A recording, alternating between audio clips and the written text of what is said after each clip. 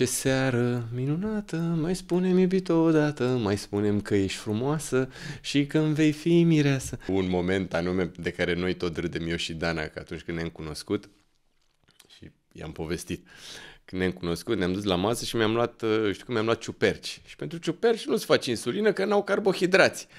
Dar am scos eu penul și mi-am făcut acolo jumătate de doză, așa, jumătate de unitate ca să dea bine, nu? Cred că...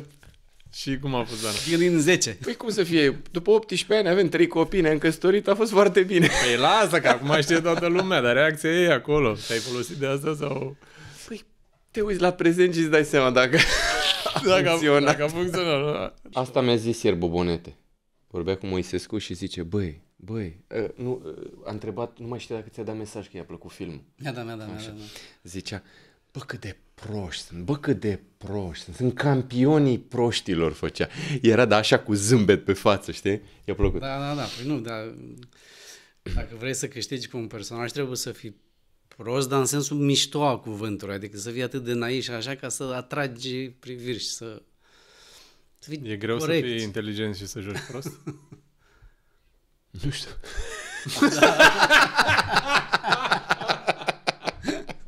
Și ce ați vorbit la Jorge? Despre colonoscop. E un film de care eu sunt mândru, un film de la care ieși cu zâmbetul pe buze, cu o stare de bine, nu te duci acasă încărcat și nu, ieși, cum ziceai tu, te-ai dus cu iubita, cu soția și ești zâmbind de la Cu film. siguranță după ce ieși de la el mai vorbești. Noi nu când ne lăudăm filmul acum, dar așa e. Adică e chiar adevărul adevărat. Adică, bineînțeles, nu e o lumină să zic un film care să nu știu ce pe acolo.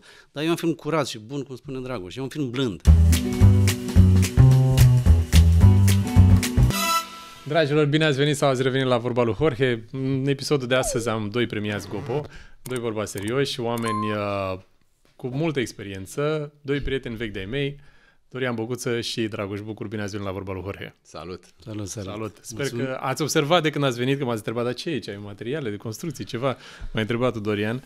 Da, sunt birourile Vladila, o locație unde poți veni să-ți alegi tapet personalizat, poți să ți-l faci cum vrei tu, mobilier personalizat, așa că... Nu știu dacă mi-a zis cineva de la emisiune de firma asta, acum că zici... Da. Mi-a sărit în ochii momentul când am intrat, că am văzut și dosarele, și canapeaua, și fotoliu, și scaunele, toate erau tapițate așa, cu toate culorile, știi? Și mi-am dat seama că e ceva aici. Da. Eu le mulțumesc foarte mult de fiecare dată că mă găzduiesc aici pentru podcastul Vorba lui Jorge. Începusem în forță înainte să fac eu introducerea asta, că zicea un prieten de-al tău că... Nu, i-am zis eu unui prieten zilele astea care lucrează în televiziune, bă, tu o să mori în direct și o să faci super audiență. De la asta am început noi podcastul, ca să înțelegeți. Că era de bine, era de E... marketing, PR, promovare. Colegul tău de la România au Talent sau de la... Nu, e un amic care lucrează în televiziune. Nu vreau să zic o să moară în direct la mâine-i peste tot. I-a urat Bucur lucrătoare să moară în direct. Nu știi că cea mai mare recunoaștere a unui actor e să moară pe scenă. Serios? Da, așa se zice. Era așa o chestie. Dacă mori pe scenă și-a dedicat viața... Bine, vorbim de orele de anii 50, 60, adică atunci Și în 80 și 90, când muriseră vreo 2 actori pe scenă, făcuseră infarct. Vorbim de Rusia. Și, da. Dar ăsta e puțin tu. Și știu și un actor din România, Marele Vulpe, tot pe scenă a murit. Adică în anii 90. Da, e o chestie așa, știi, pentru actorii de teatru. Adică Scândura e și acolo. Da, voi ați jucat la teatru? Da. Eu ultima dată în 2006 și am început cu Dragoș Bucur să joc în teatru în România. Am jucat împreună în Notara. Notara doar. Eu nu mai fac teatru din 2002 și ultimul spectacol în care am jucat s-a numit Război și Pace, era după Război și Pace și am fost înlocuit de colegul Boguț. Și ăla a fost ultimul meu spectacol. După aia n-am mai jucat. Cu spectacolul ăla va pensiona pe amândoi. Război și Pace. Da, dar cred că suntem singurii actori din România care facem film bine și nu facem deloc teatru. Că majoritatea actorilor din România care fac film fac și teatru. Pe noi cred că nu ne știe lumea de actori de teatru și nu avem invitații, nu avem pentru... Nu, hai mă, nu da pe oameni. Păi nu dau pe ei. Nu, adică, nu știu... Oamenii nu mai habar n-au. Poate pe tine. Poate pe tine. Poate pe tine. Pe Dragoș îl știu de la și aduc aminte cu drag. Nu vorbesc. Poate pe tine te-au mai invitat. Odată m-au invitat, dar așa era o... Ia zi, mă, cine? Emi Pârvu, da. Da, și mie mi-a zis Emi la un moment dat, de spectacol. Dar nu s-a mai întâmplat să fie. Deși eu îmi doream. Nu știu acum, da. Poate și acum, de ce nu? Că de acolo am plecat. Ți-a dezvoltat mult spiritul de observație de când ești la România Talent, nu? Tu oricum îl aveai. Să știi că te obligă să fii atent la detalii. Adică te plictisești la un moment dat. După ce stai 14 ore în scaun, începi să fii atent la tot felul de lucruri. De ce spui? Dar nu spun nimic rău. Sau ceva ce nu spun în emisiune. Nu, că zice că el mereu e cinstit așa. Ceva... Și la un moment dat îți dai seama că mintea începe să caute, știi? Nu întotdeauna potrivește ce crede că vede, dar îți faci filmele tale acolo, știi? Și te duci și cu imaginația la maxim. Te duci. O iei așa un pic. Da. Dar și că mi-am dat seama că ești tu cu adevărat în juriu acolo, când la un moment dat, într-unul din numere, ai zis, ce prost, nu mai știu, era un moment din sezonul trecut, vai cât de prost, și nu, era un moment. Și era și pe promo și era, zic, e ok, Dragoș, e el. Era și prost, probabil. Da, era, și râdea în hohote, era ce prost. Dar știi ce e ciudat? Că lumea crede că nu sunt eu ăla. Asta voiam să te întreb, cum te percepi? Nu, dar lumea nu mă percepe așa, de fapt. Cred. Adică cred că lumea se gândește că e un fel de rol cel pe care mi l-am luat în scaunul de jurat. Cred. Da, care a fost feedback-ul când ai ajuns acolo în juriu?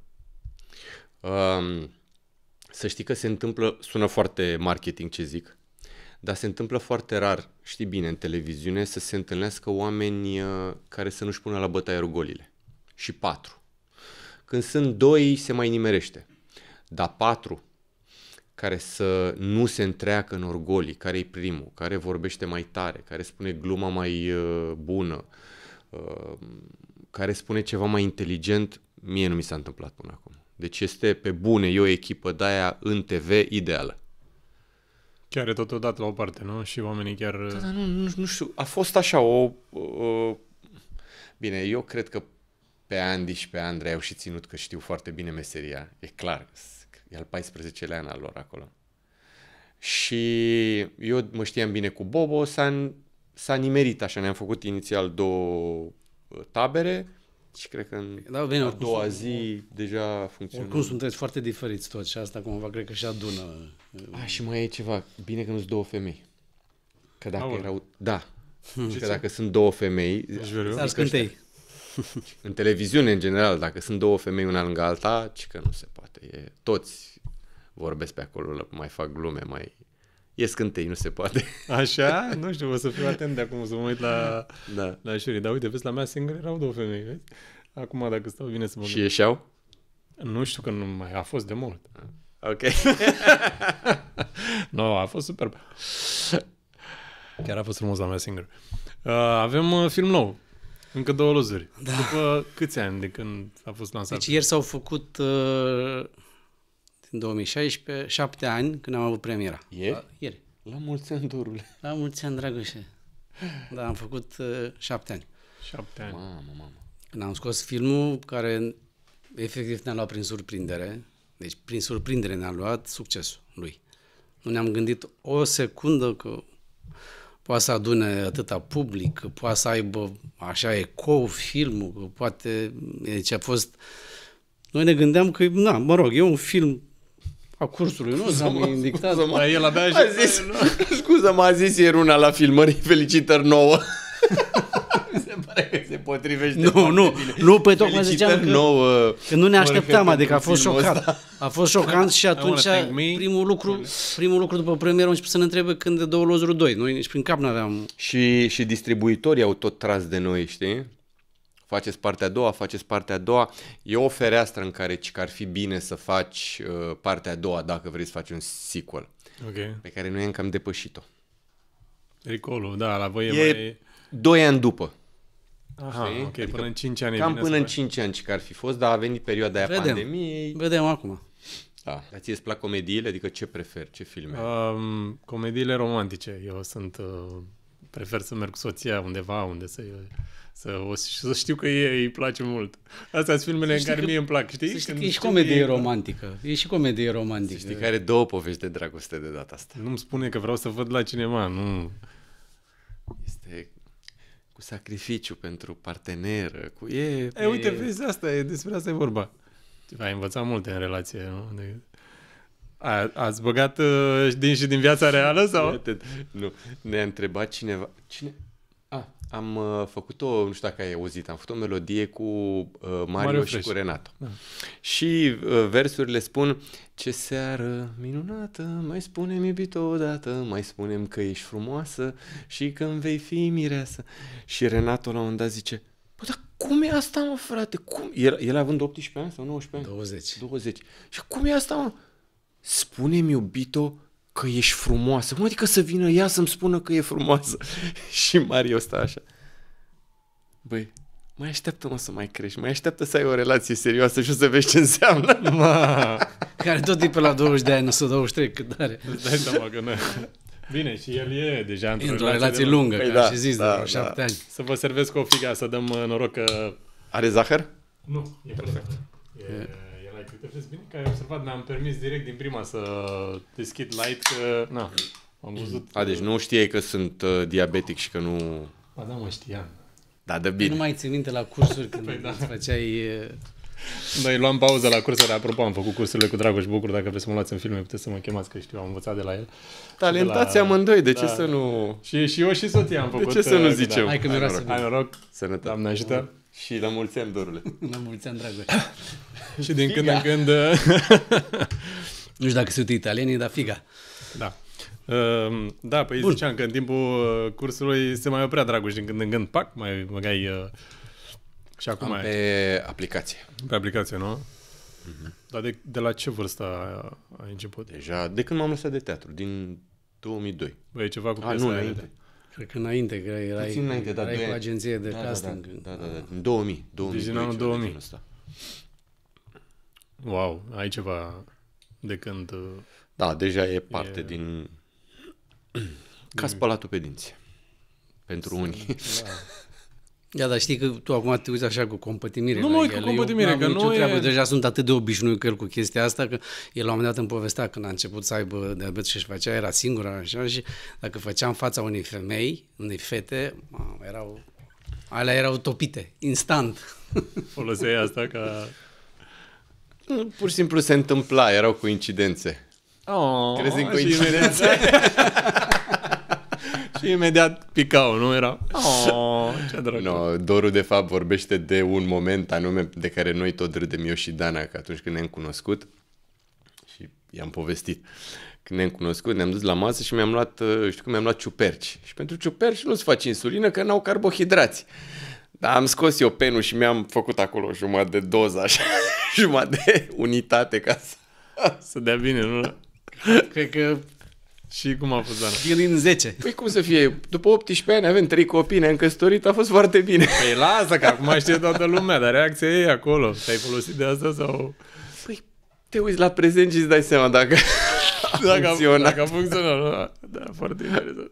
Vezi cum e? Fiecare cu aturile lui. Dacă n-ai avut seringa când a trebuit, știi cum e.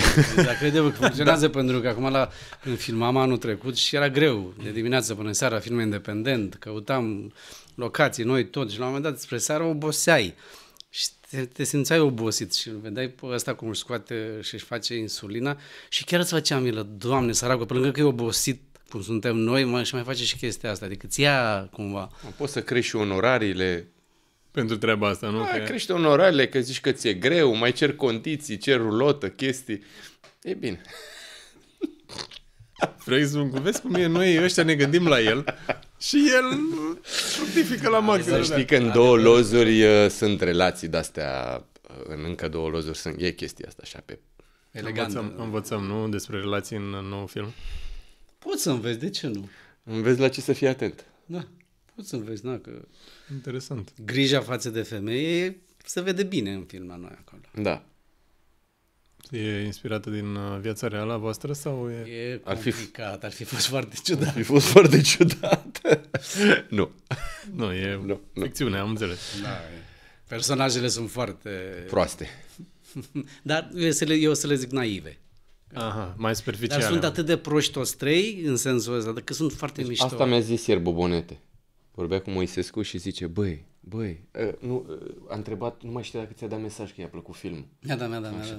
Zicea, bă, cât de proști sunt, sunt campionii proștilor, făcea.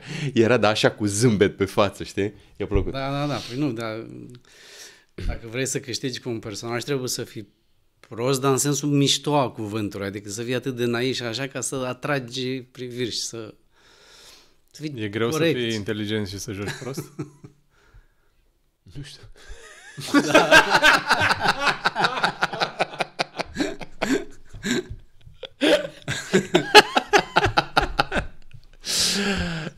Ține mult de scenariu, să știi. Mult. Adică dacă replicile sunt scrise bine, de multe ori prostia nici nu trebuie să o joci. Că zici, Ar deschis gura, da. zici acolo ce e scris frumos, pe ritm, pe contrapunct, pe nu știu ce, iese foarte bine. Bine, Paul n-a scris un scenariu despre trei proști. El a scris un scenariu despre trei băieți care sunt foarte creduli. Foarte creduli și cred orice cumva și încearcă să fie mai șmecheri unul decât altul, dar la nivelul lor pe care l-au. Ceva le-a făcut sufletul bun. Da, sunt băieți buni. Sunt băieți buni în sensul, adică nu o să, nu știu, nu o să facă ceva rău cuiva sau cumva, știi? Și chiar dacă se întâmplă să facă, le pare rău, știi? Adică sunt personaje după care când mă întreabă lumea dacă poate să vină cu copii la film. Da, fără probleme poate să vină să-l vadă. Bine, chiar avem audiență generală, adică un film curat. Nu sunt scene... Nu, nici nu sunt înjurături, nu e... Nu e violență, nu... Deci m-a frapat o chestie maximă. Noi acum suntem într-un turneu cumva și la un moment dat într-un oraș trebuia să ajungă filmul nostru. Și la un moment dat, nu zic oraș, și la un moment dat ne anunță distribuitorul, că filmul ăsta nu o să îl ia în distribuție după ce intră în cinematografe. Și am întrebat, de ce? De ce să nu intre filmul în distribuție? Că, na. Și ne-a zis pentru că nu se înjură și nu sunt țâțe. Da. A fost așa, fix asta, știi, și am rămas așa. În cinema într-un oraș mai micuț, adică nu e vorba de... Da, nu e vorba de un oraș mare. Mișoara, Brașov, habar n-am, Craiova, dar asta a fost justificarea. Nu luăm că noi. Nu e. Dai seama, după ani, după Revoluție, când apăreau filme cu multe înjurături, cu așa, toată lumea spunea, dar, pe bune, atâtea înjurături, atâtea goliciuni degeaba, atâtea și atâtea, mai băgați și voi puțină cultură, mai așa, nu oameni. Și acum am adus un film care e mai cu cultură, poți să vii cu un copil. Și nu e ok. Trebuie să băgăm... Nu e nici cu cultură. Mă rog, ziceam de cu cultură. E mai spălat, cum ar veni. Da, nu, e luminos filmul. Ești fericit? Ești mândru de filmul ăsta? Da. Da? Da. Ai momente când ai jucat o scenă, dar știi tu că n-ai jucat bine, dar totuși se păstrează? Ai vreodată în general? Asta? Da. Cum să nu? Da, toți, mă rog, cât mai știi ce vorbeam noi atunci, se întâmplă foarte des, mai ales că de multe ori nu știi ce dublă va fi aleasă. Că se alege în funcție de cum e lumina, cum a știut partenerul textul sau nu, cum s-a mișcat camera, cum s-a auzit sunetul, eu știu cum au fost exploziile în spate sau artificiile pe cer. Și nu știi care e aleasă. Trebuie să fii mult prea bun să fii în toate impecabil, știi? Și sunt momente în care te uiți la film și îți dai seama că n-a ales în funcție de tine, poate a ales în funcție de partener sau de altcineva și te doare. Spectatorul nu știe, că nu le-ai văzut pe celelalte, dar tu le știi. Și cum e? E cum e. Bine, dar să înțelegi că nu e o diferență atât de mare într-o... Normal, că doar nu e... Sau așa, adică știi care e partea bună cu filmul ăsta? Că, uite, am emoții cu el, dar nu am emoții de cum a ieșit. Adică există o neșansă, da? O șansă mică, să zicem să ne aibă spectatori. sau să nu-l placă, nu știu, critica, sau habar n-am, orice. Să nu fie. Dar la asta, cred că. Dar nu e un film rău. E un film de care eu sunt mândru, un film de la care ieși cu zâmbetul pe buze, cu o stare de bine, nu te duci acasă încărcat, și nu, ieși. Și cum ziceai tu, te-ai dus cu iubita, cu soția și ești zâmbind de la film. Cu siguranță, după ce ieși de la el, mai vorbești. Noi nu când ne lăudăm filmul acum, dar așa e. Adică e chiar adevărul adevărat. Adică, bineînțeles, nu e o lumină să zic un film care să nu știu ce pe acolo. Dar e un film curat și bun, cum spune Dragoș. E un film blând. Nu luăm cană. Cum? Nu luăm cană. Nu luăm cană, nu. Dar nici n-am trimis. Dar planuri aveți pentru Can? Nu. Păi, trebuie să-ți cunoști cât de cât, să nu lungă nasului, da? Nu are legătură cu încă două lozuri, dar e un film produs tot de noi. E corect să vorbim cu Cristi Puiu. E regizat de el, a fost un atelier făcut acum 2 ani. 2 ani, da. Acum 2 ani de Cristi și oameni în majoritate profesioniști, dar nu toți. A durat 3 săptămâni și s-a finalizat cu un lungmetraj. Care e foarte... Până la urmă 2 lungmetraje. Două lungmetraje, exact. Foarte tare proiectul. 3 săptămâni s-a filmat, dar s-a lucrat din mai până în august.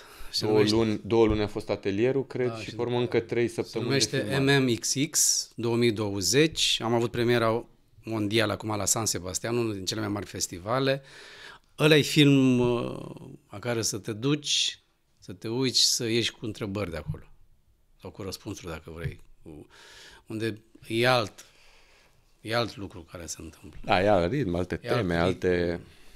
Cristi, înainte de filmare, mi-a zis la un moment dat: vezi că dacă o să meargă totul bine, o să fie foarte greu. Dar dacă o să meargă prost, o să fie iad. Și cam iad a fost.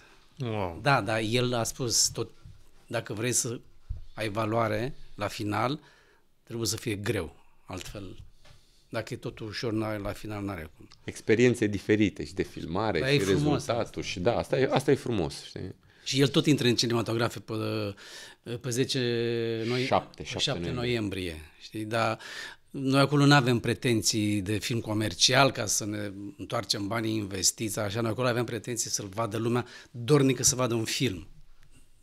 Greu, dar nu greu, că e greu de înțeles. Valoros. E și ca actor, așa, e mișto să treci și prin experiențe de-astea din când în când, în care te dai cu capul de pământ, în care te solicită. Ce ziceai tu înainte de a începe, știi? Te arăți, nu te arăți, te deschizi, cât îți permiți să deschizi, ce mai vrei să iasă din tine, ce nu, e genul ăla de luptă, așa, de căutare, pe care e bine să o ai măcar o dată la câțiva ani. Dacă faci un proiect din ăsta care durează 3 luni tot cu pregătire, filmare, poți să consideri că ai făcut cel puțin o mini-facultate de actorie sau de cinema, pentru că lucrând cu Cristi, care este... Eu eram la New York și intram în lift. Și la un moment dat mă întreabă lifterul la ce etaj, îi zic, eu nu mai știu, cu accentul meu. Și el mă întreabă de unde ești. Și eu zic, din România. Și mă așteptam să-mi zică Gică Hagi, Nadea Comăneci, Nastase, Ceaușescu. Și se uită la mine și îmi spune un puș la vreo 22 de ani, salopetaia sau ce e de lifter, zice Cristi Puiu. Și am rămas așa blocat, mă că-l și cunosc. Wow! Și mă uitam așa, dar n-aveam replică. Cumva că m-am luat prin surprindere și în lift ăla urca și se uita așa la mine relaxat și spune că stai liniștit, eu sunt de fapt student la regie film. Și săptămâna trecută am avut un curs de o săptămână despre filmele lui Cristi Puiu. Deci, da, la New York. Să fii predat la New York. Predat la New York și asta... Impecabil. E ceva. Asta de-aia ziceam, că alea 2 luni jumate cât au trecut au fost ca o facultate. Intri într-un fel și altfel. Cum te simți? Mai ai timp de ceva, Dragoș, acum? Ești implicat în atâtea proiecte, ai filmat și film, ești în România au Talent, dar și la emisiunea care te-a consacrat pe tine pe ProTV, Visuri la cheie. Să știi că e și nu e chiar așa cum se vede. Acum e o perioadă foarte plină, suntem în campania asta de promovare și noi suntem adică foarte implicați în tot ce înseamnă lansarea filmului și într-adevăr am început filmările la români, dar dincolo de, să zic, o lună jumate, eu n-am un program atât de plin cum probabil pare în presă, știi? Din contră, eu petrec destul de mult timp cu ai mei, La țară. la țară, mergem pe munte, eu Când tot te-ai zic mutat la chestia țară, asta. că asta a fost Și pentru vorbește mine. zilnic, dar nu există zi ca să nu-mi spună de parul lui care iese din geam și pe parul și tractorul pe care stă 3 ore și nu are nicio problemă. Și îmi face așa o chestie că începe să mă gândesc și eu la fânul ăla, la așa că poate. Nu, dar stai că nu e chiar atât de romantic și... Tu așa povestești. Eu așa o iau. Nu, așa înțelegi, Azi nu mă e. uitam la Cabral când vorbea și Cabral așa, gata, vreau și eu, nu mai ești, gata, trec. Dar nu e chiar așa, ți inundă beciul, mai refaci hidroizolație, E romantic. trotuare, deci nu e... Lemne sau e... Spargi lemne, da, păi mi-am făcut șemineu, Doamne, ce frumos e. Mai poftim. Doamne, A dat ochii peste deci asta cap. cu șemineu, aveți șemineu? Ieri mă gândeam la șemineu, dar stând la bloc n-ai unde să-l faci. Asta e la bloc. Da. Am auzit că se vând în aia. Deci eu mi-am luat la bloc, înainte să ne facem casa la țară, mi-am luat un șemineu de la cu etanol. Aveam și noi din alea șemineu și de... Cum ar fi mea, ok-ish. Ok. Dar eu de mic mi-am dorit să am șemineu. Deci când am reușit să fac șemineu, cred că acum vreo 3 săptămâni, că era cald, nici nu puteam să-l fac și am prins o seară mai răcoroasă. Ne-am pus toți așa, avem o canapea în față, am făcut focul, ne-am întins pe canapea. Dom'le, e ca în filme, pe cuvântul meu de onoare. Cât îi trebuie un om pentru La fericire? câți kilometri de București stați? 110, ceva de genul ăsta. 110 km? 110, 120, da. Dar fii atent că nu e chiar stăm, că nu stăm. Adică suntem nici măcar 50-50, cam 30 acolo, 70 aici deocamdată. Nu, Ah, ok. Că mă gândeam cu școala, Nu, cu că nu. asta cu... Care școală? Ce școală? Despre ce școală vorbim? nu avem școală. Nu mai știi acum câțiva ani? Cu școala copiilor mă refeream, nu cu școala voastră. nu, că asta la e. școală. Nu, eu nu știu povestea. A, nu, Emil nu merg la credeam că școală. știi. Nu merg la școală. Dar mai bine nu mai vorbesc, că ultima oară m-au chemat la poliție să dau declarație, așa că... Ah, ok. Dar e de ceva ani. Am văzut că fiica ta joacă și ea în film sau doar în videoclip? Sau... Nu, un clip. A, doar în În videoclip. film joacă tatăl lui Dragoș. Și Joacă foarte tatăl? bine o face. Serios? Da, joacă Deci tehnic bun. foarte bine o face. Deci foarte bine. Bine, un rol episodic, dar e foarte bun. Câți Foarte ani bun. are tatăl tău? Face 71. Mulți înainte. Ce frumos. Wow. Cum e să joace tata cu tine? Am mai jucat odată într-un film al lui Ticuță Popescu și cred că a stat acolo vreo 10 ore. Recunoaște, l-ai pus să dea casting? Nu, la vreo Ticuță, că îl știa. Ah, ok. Nu, știa că- acum la A, încă acum? 2 lăzuri. L-ai pus să dea casting? Nu, n-aveam actor și am zis lui Paul, hai să luăm pe taică-miu că se descurcă. Am înțeles. Rămăseseți fără... Bă, și mi-a zis la un moment dat, bă, tată, eu nu mai pot. Bă, stătea de 10 ore și zic, da, mă, tată, ești plătit, adică stai, dar, da, nu stai gratis. Banii, nu pot așa ceva. Nu pot, nene, să stau așa. Păi stau, dar cât să stau? Și era plătit pe ore? L-ai plătit? Nu, a fost plătit pe zi. A, pe zi. Păi nu, li se pare că în momentul când nu faci nimic la filmare, doar stai, actorul dacă vine 12 ore la filmare, el filmează undeva maxim 2 ore, când restul așteaptă, că se schimbă lumina, că se schimbă cadrele, că se schimbă alea, costume, dar 10 ore cumva le stai, dar tu, făcând filme, știi chestia asta, dar un om care vine de afară, pentru el e ciudat, cum adică să stau? Păi am zis să filmez, toată ziua trebuie să filmez, știi? Și atunci pare că pierde timpul și ia bani. Mai ales că îl cunosc bine pe tatăl lui Dragoș și e un om foarte, foarte, foarte corect și cinstit, așa, și foarte... E și activ, tata, nu stă, e în continuu, du-te, fă-i. Și chestia asta să stai așa, e mișto rolul lui. Da. Arată, da, își face bine Puț treaba. acolo, dar e ce trebuie. Și Alexandru? Că n-am vorbit nimic de number 3. Filmează acum. Alex filmează mult, da. Da, e într-un serial și filmează... Abia am apucat să ne vedem cu... Nici nu știu, cred că nu e liber la premieră, nu? Ba, da, vine după spectacol. Adică nici am avut probleme și cu programarea premierei de gală din cauza asta. E, mă rog, E pe 18 și vroiam să o facem pe 16, dar Pape avea filmări și nu mai putea să ajungă și atunci am mutat-o pe 18, măcar să vină după spectacol, la final, ca să vorbim. cum ziceam, sunt perioade și perioade. Da. Am la vorba lui Jorge, să știți, o rubrică care se numește La nebine sau la greu. Trebuie să alegeți din două variante pentru amuzamentul celor care se uită și pentru dinamica acestui podcast. La nebine și La greu, da. Ce ați prefera? Una din astea două variante. Sunt niște întrebări... Poți să nu răspund, da? Adică n-ai ce să-mi faci oricum. Nu, normal. Stai să mă... Nu poți să tai la montaj, că nu e film aici. Dar păstrăm dubla asta, că e una singură, atâta. La nebine sau la greu? Ce ai prefera? Să pierzi biletul de avion înainte de decolare sau să întârzi avionul 6 ore? Să întârzi avionul. Păi, două ori ca să-l prind. Să-l prind, nu? Să întârzi, ok. La nebine sau la greu? Întrebarea numărul 2. Să spargi lemne o zi întreagă sau să tragi 100 de duble la aceeași secvență la film? Să spar lemne. Te-am văzut că... Păi tocmai vorbisem înainte. La mine e să trag 100 de duble pentru că am tras multe și ești de acolo destul de epuizat și îți dai seama că ai muncit bine. Vezi cum ești după o zi întreagă de spar lemne epuizat. Bine, mi-am luat și drujbă. Ți-ai luat și drujba acum, Deci nu e chiar așa, mai bag drujba, mai... Da, eu rămân la lemne. Da, te-am simțit că te-a durut asta cu 100 de duble.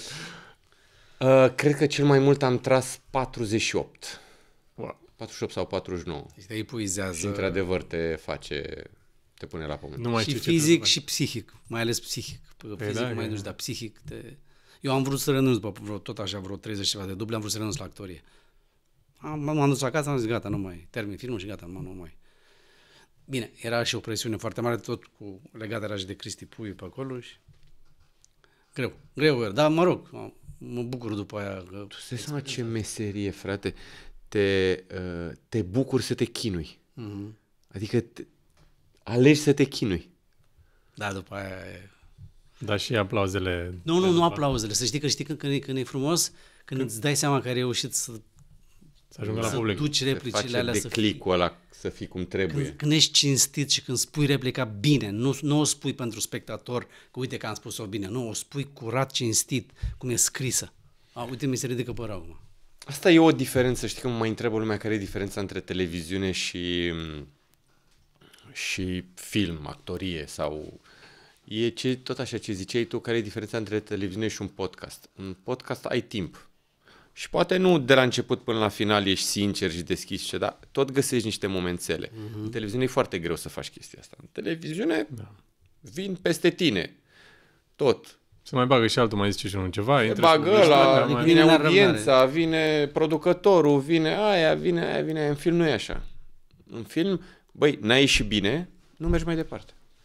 Adică eu am trecut prin experiențe de-astea, o zi de filmare s-a transformat în 3, aceeași zi de filmare. Adică programul era să termin pe 16 la ora 8 secvența cu tare. N-a ieșit bine. Și a doua zi. N-a ieșit bine. Și a treia zi. Adică oamenii nu gândesc după aceleași principii după care gândești și funcționează în televiziune. Unde la final trebuie să iasă audiența ca să iasă suficient bani ca produsul să stea în picioare. În film nu e așa. E foarte interesant și greu de înțeles când nu te-ai lovit niciodată, știi? Că oamenii pot gândi altfel. Bine, în filmele unde regizorul chiar își dorește foarte mult să facă acel film. Da, ok, vorbim de un anumit tip de filme. Așa unde chiar își lasă energie, sănătatea, vorbesc foarte, foarte bine când spun sănătatea, își lasă sănătatea acolo, pentru că implicarea e totală, emoțională și mai e o chestie, într-un film de genul ăsta, simți că ești ascultat, simți că lumea, uite cum tu ești tu la mine și într-adevăr vrei să auzi ce spun. În televiziune nu întotdeauna vezi chestia asta, pe unii mă omoară asta când mă duceam pe la televiziune la interviuri, cum spunea Dragoș repede înainte și îmi punea întrebarea, nu știu, prezentatoarea, mai ales la știrile la televiziunile de știri și la un moment dat punea întrebarea și se uita mai departe așa și da. Și eu încercam să-i explic, pentru că de-aia m-a invitat, eu sunt... Și când vedeam că... Da... Dacă îți ia așa creierii, știi? Zic, păi, dar de ce să mai vorbesc? Că nu mă ascultă. Eu înțeleg că ascultă telespectatorii, că pentru ei vorbești, dar în momentul ăla tu ai un om în fața ta. Și atunci ai început să înțelegi femeile. Exact. Îi permiți? Păi da, de ce nu? Păi toți învățăm, nu așa? Și... Da. Da, uite, vezi cum e cu treaba asta cu Noi, e o meserie, că acum când în timp ce vorbeai și ziceai că ce meserie, dar dacă n-ați fi fost actor, ce ați fi fost? M-am gândit de curând la treaba asta și eu nu știu dacă probabil că aș fi lucrat în finanțe ceva, probabil. Nu știu dacă v-am zis la un moment dat la cursuri, că noi am avut în anul, eram al doilea curs de actorie de film. Și a venit un tip cam de vârsta noastră, așa, contabil. Da. Și a venit prezentarea și el zice, foarte așa, ușor mucalit, zice, eu sunt un contabil cu suflet de artist. Și m-am uitat așa la el, zic, eu sunt un artist cu suflet de contabil. La mine e foarte simplu, pentru că chiar știu, am mai și spus chestia asta. Eu când eram în clasa 4 am jucat într-un film. Ce înseamnă să te marcheze ceva? Am jucat într-un film și am lipsit 2 luni, că pe vremea aia puteai să lipsești, nu era o problemă, și m-am întors la școală și când m-am întors în clasă, a venit fata care era cea mai dorită de toți băieții din clasă și m-a întrebat dacă poate să stea cu mine în bancă. Și eu mă gândeam atunci, la vârsta aia de 12 ani sau cât aveam, dacă joci în film și în filmul n-ai ieșit și fata cea mai dorită vrea să stea cu tine în bancă, clar mă fac actor. Ok, bine, nu asta dar atunci a intrat cumva în capul meu chestia asta și pe parcurs am început să mă gândesc la asta.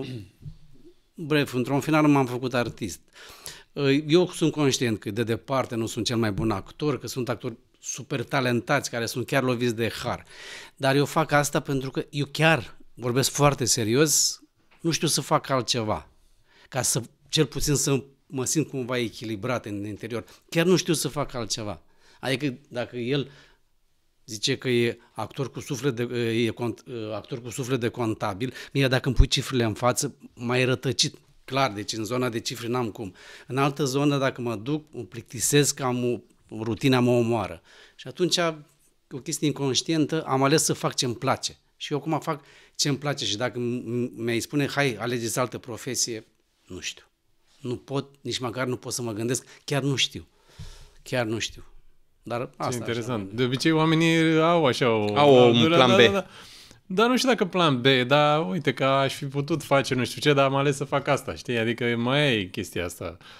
Da, chiar m-am gândit, pentru că eu când am venit în România, în București, în primii ani, dai seama că umblam ziua pe la castinguri să câștig vreun rol și nu câștigam, știi? Și am stat vreo 3 ani, lucram într-un bar, vendeam bere noaptea într-o bombă și ar fi normal să mă fi mutat în alte direcții, cum aveam alți prieteni care n-au reușit și se duceau.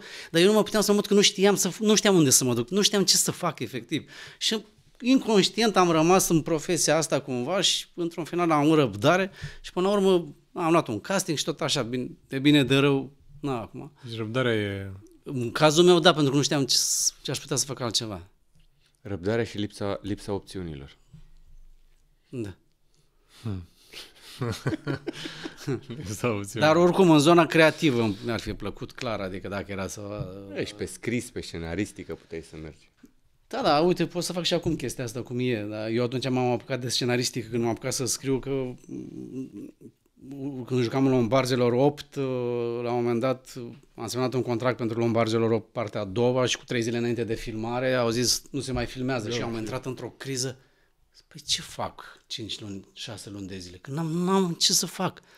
Și am început să poate scriu ceva și atunci mi-a plăcut, am început să scriu scenarii și chestia asta. Te surprinde, viața e interesantă. Da, eu actorie, regia, scenaristică o pun în aceeași oală. Eu nu pun ca profesie diferite. Da, că e ceva la care tu te pricepi și sunt în aceeași zeamă, da. La nebine sau la greu? Ne întoarcem. Da, așa încep să în concurs și noi te tot întrerupem. Nu e frumos, că mie îmi place să deviem de la un alta și e bine. Să ai grijă de copii o săptămână fără ajutorul soției sau să asisti la o naștere spontană pe stradă? Da, acum nu e nici nebine, nici greu. Eu stau cu copiii fără absolut nicio problemă. O săptămână? N-am nicio Reziști o săptămână fără să... N-am absolut nicio problemă. Și nu mă laud, pe cuvântul meu de onoare. Păi sună ca laudă, dar e ok. Dar nu glumesc, e. Dragoș, glumesc. Nu, dar nu e pe cuvântul meu. Probabil că depinde și de copii. Depinde și de copii, da. Păi și ce ai mei ori fi niște îngerași. Păi n-am spus că îngerași. Azi i-am povestit că acum vreo 2 ani mi-a spart nasul fiic. Nu e chiar un... Mi-a dat capul în nas. De nervi. De nervi? De nervi, da. De asta că am crezut că din întâmplare, că vă jucați cu... De nervi? Câți ani avea? Vreo 6 ani. Și s-a enervat și ți-a dat cu capul în gură. El e alfa în casă, din ce am înțeles. Da, dar nu, eu... Aici putem să discutăm destul de mult. Eu știu că sunt tați pentru care statul cu copiii e un chin. Și în momentul în care alți tați spun, și nu fac mișto acum că ai zis tu că sună a laudă, în momentul în care alți tați spun, bă, dar mie îmi place, stau copiii, așa, ăsta se dă șmecher sau... Vrea să dea bine la Doamne. Să dea bine, dar nu e chestia asta. Pur și simplu eu fac cu copiii mei lucruri pe care nu le-am mai făcut din copilărie. Și atunci, ok, treci peste problemele, nu știu, habar n-am, răcesc sau când sunt mici, fac, trebuie să le schimb scute cu să-i speli sau nu știu. Dar dincolo de astea, pentru mine, în mare parte, mai ales dacă nu fac altceva în paralel, statul cu ei e distracție. Terapie deja. Da, da. E chiar fun. Dar mă gândesc cum ai găsit paralela asta cu născutul femeii pe stradă și să stai o săptămână cu copiii fără mamă, doar tu. E atât de... Eu n-am asistat la o naștere și nu știu, e atât de stresant? Păi nu de stresant, dar stai seama că e ceva la care nu te pricepi și ceva la care nu știu ce să faci. Știi? Da, dar eu cred că în momentul ăla se trezește chestia aia de ajutorare, să o ajuți să facă tot posibilul, că îți dă o adrenalină așa în interior. Că ai găsit... Eu am stat la nașteri. Da, păi și eu la nașterile copiilor.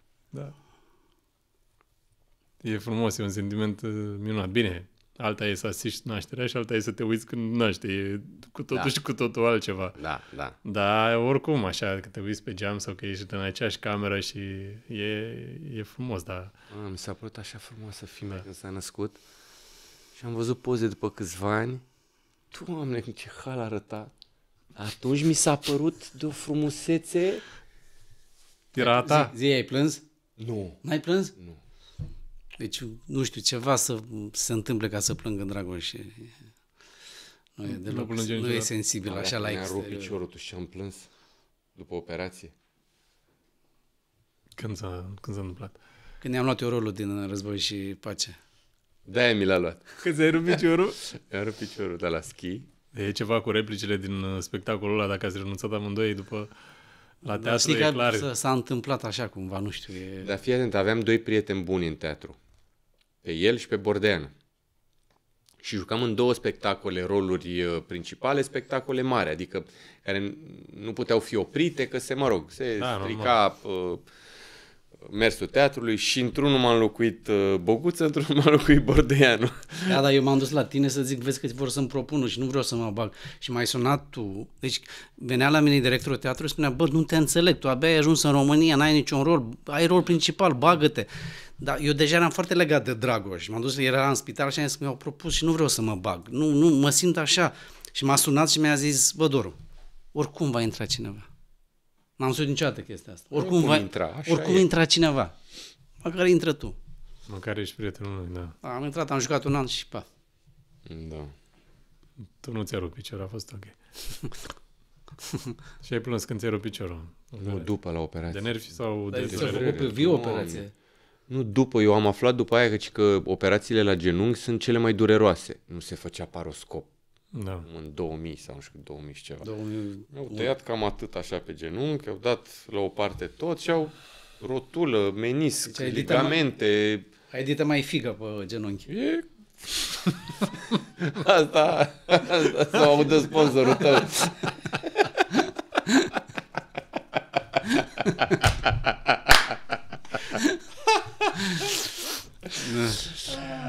Și după operație, bă, n-am mai putut. Cu perfuzii, cu calmante, cu cateter, cu morfină, cu... Deci am plâns de m-am... Singurul moment în care ai plâns din viața ta? Am mai plâns și una. Singur. Du-te, bă. Du-te. Când ai mai plâns? N-ai tu treaba. Ai plâns după Dana vreodată? E replică din film asta, n-ai tu treabă. Te-a făcut vreodată Dana să plângi sau nu? N-ai tu treabă. Dar acum zici, știi, Știi să fredonezi vreo melodie de Adare?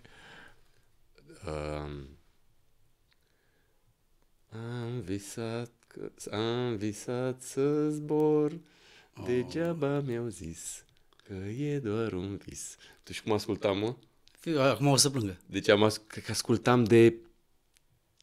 în continuu. Și mergeam în continuu. Dar a scris pentru tine. Nu. Era veche. Mi-aduc aminte o piesă care a scris-o pentru tine și era foarte...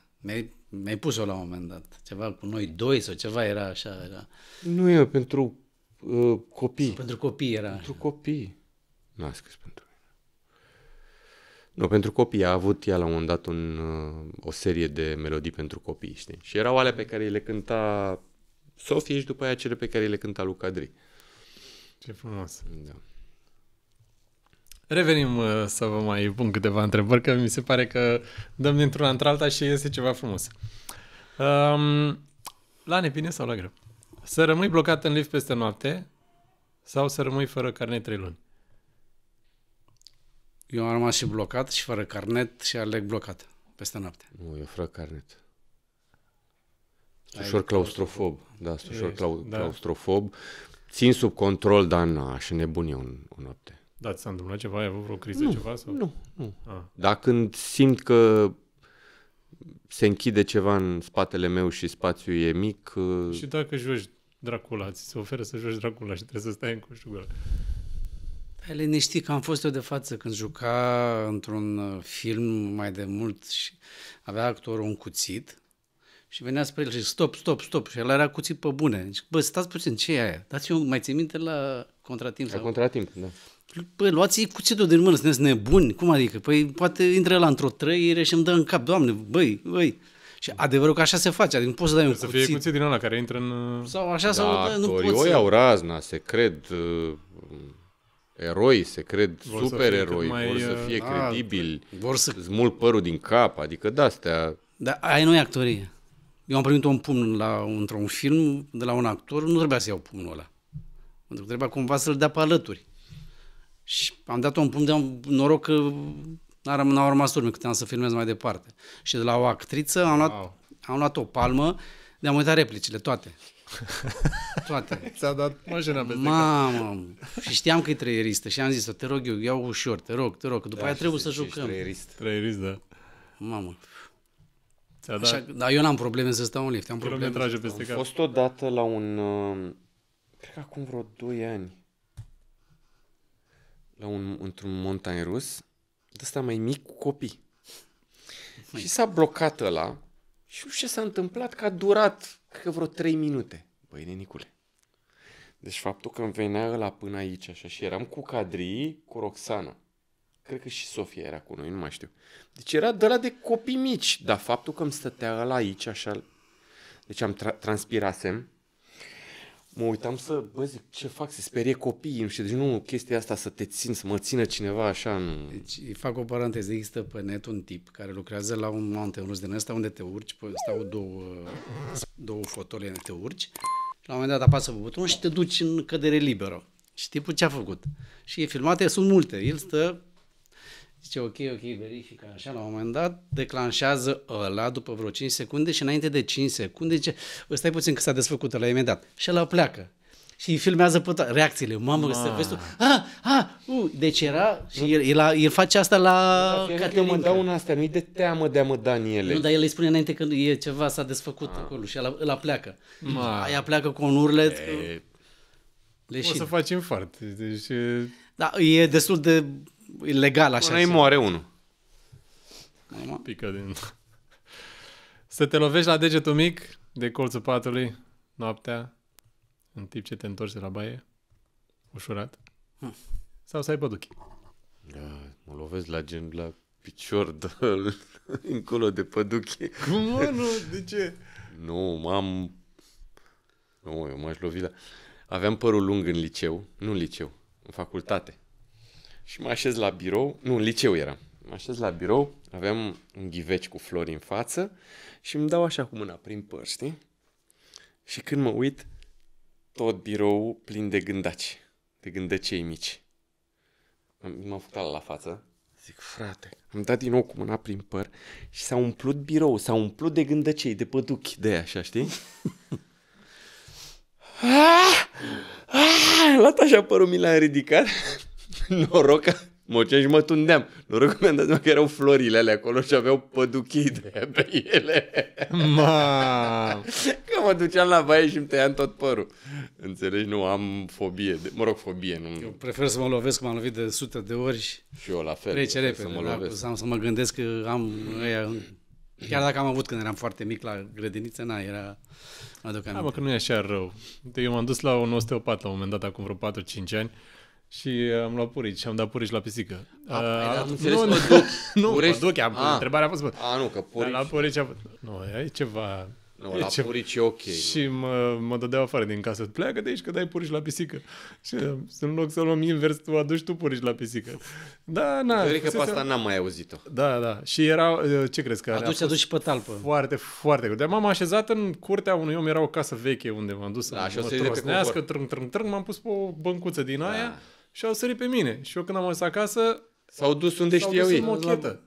Și din mochet, băi, și nu știu ce mă ciupește, ce mă alea, băi, se întâmplă ceva, eram plin de... Mocheta, ce ai făcut? M-am dat cu tot felul de soluții, până m-am scăpat. Scap de... Era melodie, dați-vă, nu vă scărpinați copii. O știi? Nu. Cântam în tabere. Nici tu nu știi? Nu știu. Scărpinați copii, că și purecii e vii. Dați-vă cu DTT să vedeți ce bine e, păi nu te pune, măi. Cum? Nu cântați? Deci de când am început să cântăm, Dragoș prima dată l-am auzit de ori cântând. Meliția, că te bagă, mă, la gherlă, nu te scoate, mă, nici tactul, că așa-i. Deci, nu știți? Nu, dar tu continui, zi-o, că... Oh my, gata. Crezi acolo tensiune? O cânt în încă 2 lozuri de pe 27 octombrie în cinema. Zi, bagă.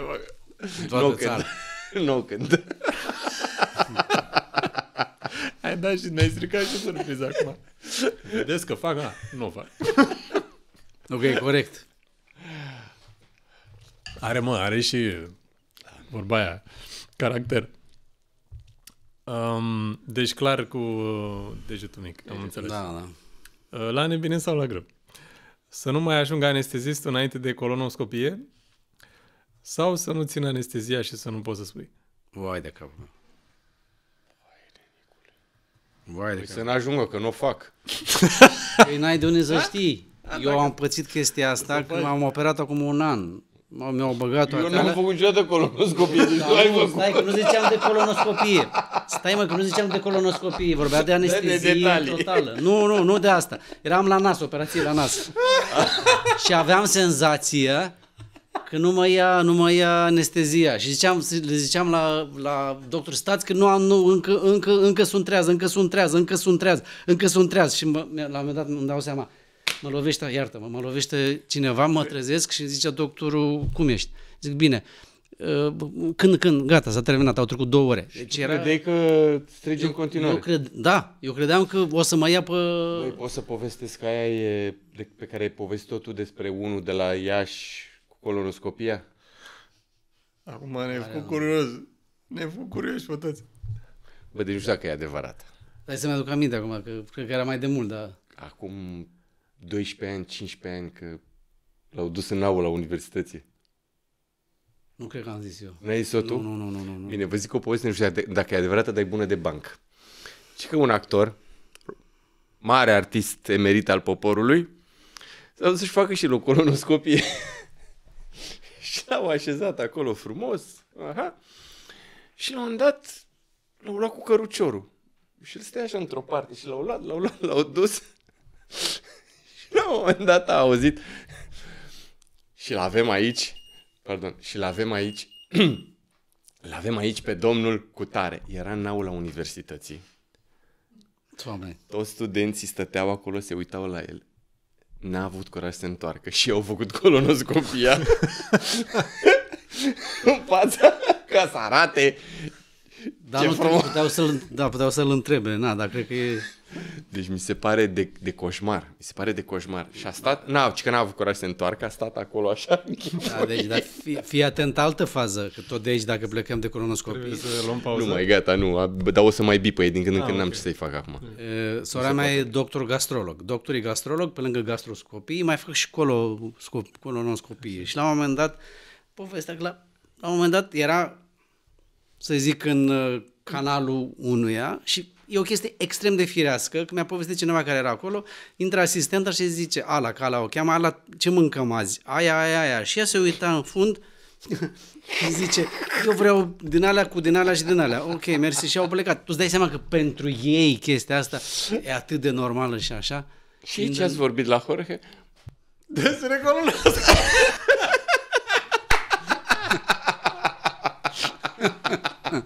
Păi da, dacă pui întrebările astea, trebuie să te aștepți. Dar nu poți să scoți versurile din cântec, nu? Normal, păi nu, că la invitații din ăștia de 20 de ani ne-am pus întrebări despre altceva, dar la voi am pus despre colonoscopie. Iartă-mă, nu, voiam să zic, cred că la ăștia de 20 de ani colonoscopia e mult mai comună. Din câte înțeleg eu că se întâmplă în lumea tinerilor. Doamne, deci nu mai pot să uscăm gâtul, Doamne. Noi suntem mai old school, să știi. Hai bă, clasic. Misionarul. Doamne. Asta e pentru Dragoș. Să te ia la mișto viitorul ginere sau să se dea cuscra la tine? Opa. Cuscra cine este? Soția, mama ginerului. Mama ginerului. Mama ginerului. Bă, cred că e mai ușor să rezolvi dacă se ia ginerele de tine. Adică te ia la mișto. Că dai 2 palme și e terminat povestea. Cu soacra, cum o dai la întors? Adică oricum o dai, iese nasol. Îi dai 2 palme, este scandal. Cum o să-i dai 2 palme la cuscra? Păi exact asta vreau să spun, că nu ai cum. Că ce n-ai face nu e bine. Deci oricum o dai, nu e bine. Cu ginerele, că aș putea să rezolv cu el. O dai la pace. Te știi, e un actor american care a zis că nu suportă secvențele de sex în film, pentru că dacă ți se scoală, ești un nesimțit. Dacă nu ți se scoală, ești la fel de nesimțit. Și mai bine nu faci. Nu știu, că n-am avut plângeri de la soția mea, nu știu. N-am jucat în niciun film cu scenă de sex. Glumesc, am jucat și eu într-o... Uite, vezi, acum fac și eu, promovez și eu filmul în care o să joc la anul. Ce film? Retreat Vama Veche. Retreat Vama Veche, da. Și am și o scenă cu Laura Cosoi, unde chiar o scenă de sex, dar, mă rog, nu zic mai multe. Pe plaja de la Vama Veche. Face filmul? Treaba noastră acum, ce vrei să știi totul? Da, n-am auzit nimic de el până acum, de-aia întreb. Încă n-a început promovarea, s-a filmat. Da, l-ați filmat deja? Da, s-a filmat tot și acum urmează la anul, cred că februarie sau martie o să fie lansat. Premiera? Da, e primul film în care joc și lungmetraj, n-am mai jucat până acum. Februarie mai bine. Da. Baftă. Da. Probabil de 14 februarie va fi premiera. Da, așa ar fi. E o perioadă bună, să știi. Da, e o poveste foarte frumoasă și un cast foarte bun și joacă și Laura Cosoi și Adela Popescu și da, sunt mai mulți și Adela Pestrițu și... Cum te-ai simțit la filmare? A fost, cum să zic, stresant? Foarte... Nu, am așteptat foarte mult Până ai început să filmezi efectiv. Să filmez, da, dar a fost foarte tare, adică a fost, mi-a plăcut foarte mult. Mi-a plăcut enorm de mult. Cred că am tras vreo 7 sau 8 duble. Decent. Dar, bine, nici n-aveam mari super replici, dar oricum a fost așa, a fost o experiență wow. Mi-a plăcut foarte mult. A fost... Deci mai vrei. Baftă. Da. Baftă. Îmi doresc, da, de ce nu? E ceva ce îmi place, adică am descoperit că e diferit, total diferit de ce am făcut până acum și... E important să nimerești și cu oamenii potriviți prima oară, știi? Absolut important, da. Da. Și dezvirginarea să fie într-un cadru potrivit. Și dacă mai ții minte la curs să ai niște parteneri care chiar să te ascultă și să te audă. Aia e cel mai important. Că dacă te duci și dai replica și vezi că are ochii goi și nu te audă, mega Bine, nu-ți imagina că am nu știu ce rol. Am un rol exact așa. Crede-mă, e de ajuns să te întreb cât e ceasul. Și el e de ajuns și atât. Plus că treaba asta din prima să ajungi să faci un rol principal, rar se întâmplă. Adică e foarte se întâmplă, dar rar. Rar. Eu spun cum a fost reacția mea când m-au ales să joc Romeo la teatru, la operetă. Eu când am văzut ce face eu, m-a luat în Budapesta. M-a luat regizorul, hai vino în Budapesta că se juca să vezi, regizorul fiind directorul operei din Budapesta și m-au luat acolo. Eu când am văzut ce face omul la 3 ore în spectacol, mi-am zis, mulțumesc mult că v-ați gândit la mine, apreciez mult.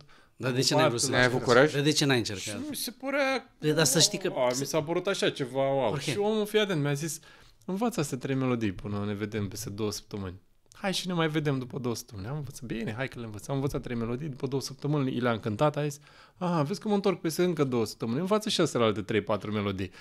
Și după aia a zis, hai mai învață și astea alte 2, uite că mai ai încă 3 și tu de fapt ai învățat toate partitura. Da, mă. Și așa m-au luat și așa m-am ajuns și eu să joc, că am jucat 7 ani la Vezi ce înseamnă un regizor care știe ce vrea și știe cum să te ia, e foarte important. Da, și e un spectacol de 2 ore 45 în care e hardcore, adică e... Și live, nu bun. Și băiat deștept ăsta? Da, băiat foarte bun și am zis, uite ce interesant, omul a știut ce vrea și a știut cum să mă... Dar pe partea aia la altă, când ai zis că nu mă bag în asta, există, Confucius are o vorbă, înainte să mă sperii să fac ceva, nu mai bine fac și după aia mă sperii ce am făcut. E foarte mișto vorba asta. Da. Pentru că nu cred că pierzi ceva dacă te arunci, pentru că dacă nu era bine, nu rămâneai, cu siguranță, dar măcar să poți să rupi piciorul. Poți să rupi piciorul. Și plângi după aia. Și faci figa pe picior. Da, exact. Da, experiențe și experiențe. La nebine sau la greu? Să nu ai bani să plătești masa la prima întâlnire sau să-ți cui pe ospătarul mâncare? Hai, bine, n-am bani. Păi, dar cum afli că ți-ai scuipat ăla? Ți-a zis și așa? Spune cineva sau... Te descurci că n-ai bani, cumva... Fugi. N-ai prins câți ani ai? 41. Mulțumesc.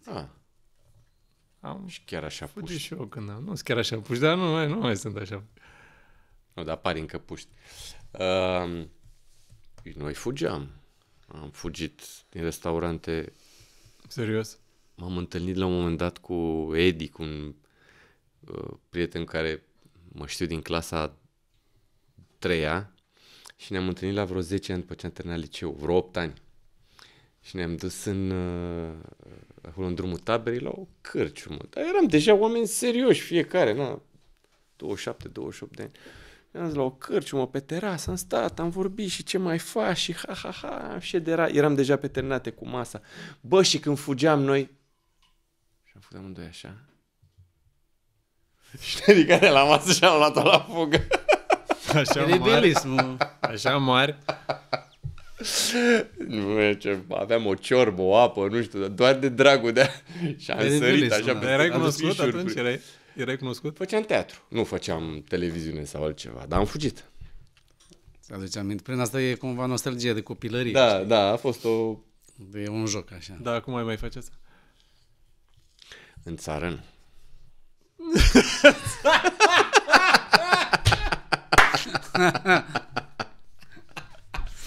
Vezi că și nu străinătate dai de români pe la restaurante.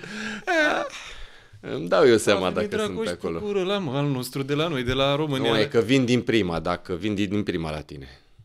Adică îți dai seama dacă sunt sau nu. Da. Știi cum vin mai tare decât aici, că lângă e dorul de țară. Ai simțit așa un boost de popularitate după ce ai început la România au Talent? Sau era deja de la Visuri la cheie? Să știi că cred că se uită alt gen de oameni sau și alt gen de oameni la români. Nu mai știu, a zis cineva sau am citit undeva că România au Talent e cred că singura emisiune care reușește să ia din toate categoriile sociale, că de obicei se targetează și că asta ar avea toate vârstele, toate categoriile sociale, toate zonele urban, rural, nu știu ce. Păi te uiți la concurenți și n-ai de la mic. Probabil că de la asta, da. Da, este și emisiunea cu cel mai mare rating după și longevivă. Încă le merge, da, adică formatul în sine încă funcționează. Este și una dintre cele mai frumoase producții și Dar mi-a și zis Dragoș, e chiar o producție, chiar mă simt ca la, cum ne uitam noi pe filme, pe producțiile alea, când totul merge ca pe roată și îmi zice, chiar așa e. Sunt niște oameni în spate acolo, nu știu dacă tu ai lucrat cu aceiași, adică nu știu dacă sunt aceiași oameni care au fost la Mask Singer, dar sunt foarte buni. Foarte, foarte buni, super profesioniști. Așa e. Și Dita mai echipa, adică nu e doar așa să zici că facem și noi emisiune, nu e... Cu muncă, cu pregătire, cu repetiții, cu stres, cu programări, deci tot, de la tehnic până la... Sincronizare, tot, oameni, invitați, subiecte... E un proiect bun de tot. Greu. Sunt foarte mulți oameni implicați și e chiar jos pălăria, vorba aia. Da. Să adormi în tren și să te trezești la Timișoara sau să nu mai ajungi la toaletă când faci pe tine? Cred că m-aș trezi să merg la Timișoara, mai ales dacă aș vrea să ajung la Timișoara. Păi nu, că... Păi n-ai zis. Păi, să adormi în tren și să te trezești că ai ajuns... Dar că nu mă gândeam că eu am pățit chestia asta. Și una și alta am pățit, de fapt. Da, păi suntem oameni, nu era atât de departe. Și mai, nu, cred că e mai simplu totuși să te trezești într-un oraș, că te întorci oricum de acolo. Da, așa, zona aia când... Zona aia umedă, nu e ce trebuia. Erai în oraș sau... Nu, pe tocmai de aia, că eram, nu mai știu, ori într-o mașină și nu mai știam, hai odată și n-avea unde să se oprească, am văzut o cârciumă, am fugit repede despre ea, era închisă și... Asta e acum, da. Dar mă rog, nu... Nu de tot. Nu de tot. Ai mai e firesc, e normal, n-am o... eu merg la Timișoara. Mergi la Timișoara, relaxat. E avionul înapoi, frumos. Pac, nicio treabă.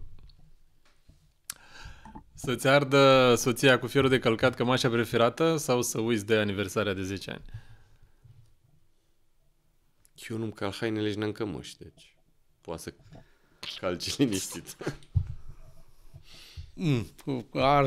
Mi-au ars cămăși, n-am o problemă.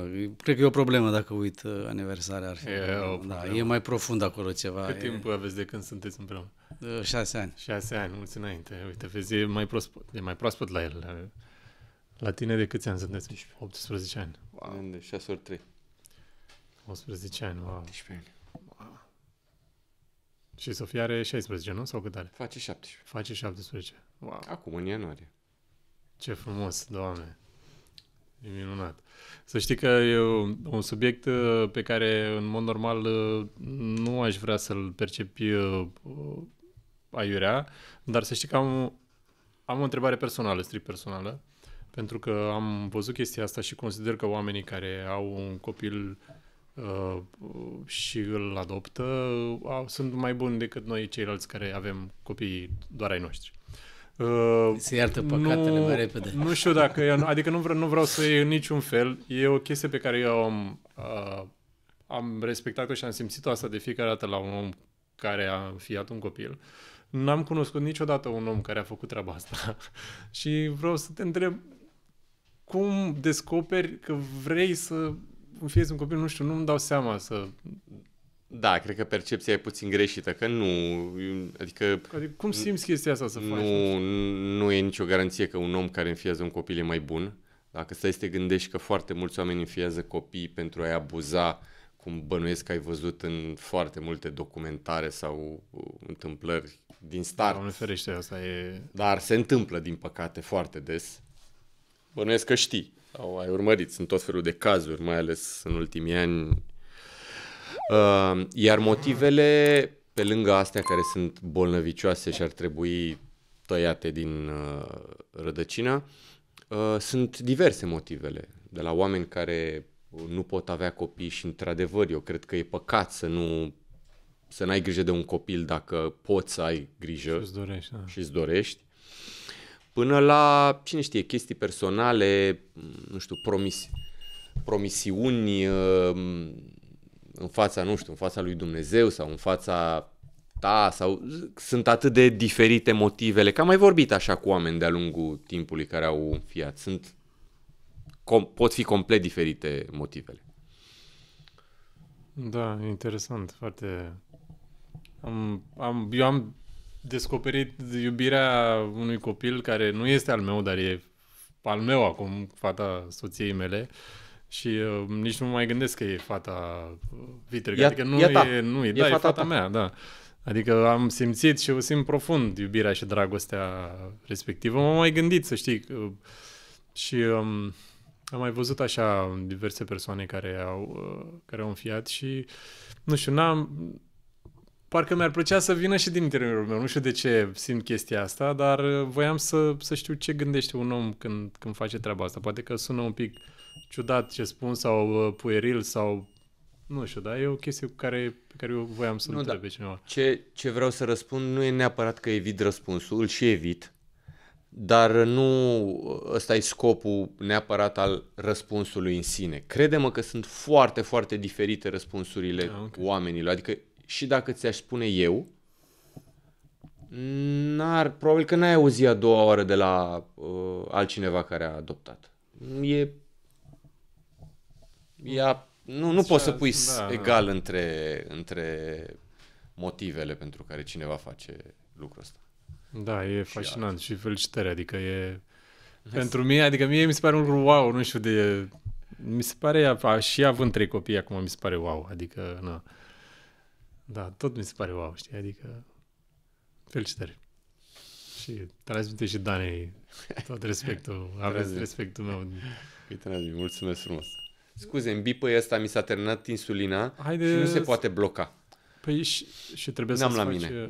Nu, că mai are puțin, dar în ultima oră te tot avertizează și nu poți să... un fel de Robocop. Nu poți să-l muțești. Da. Nu are opțiune. Păi da, pentru că trebuie să sănătate, Da, și probabil că e de asta cu safety și nu-i lasă... Și să-ți aduc aminte că vezi că mai ai 30 de minute, a bipăi de nu știu câte ori. Intră în chestiile alea de siguranță a sistemului electronic. Da. Sunt plăcut impresionat de toate poveștile astea care au luat naștere aici la podcast. Mai ales povestea lui Doru cu...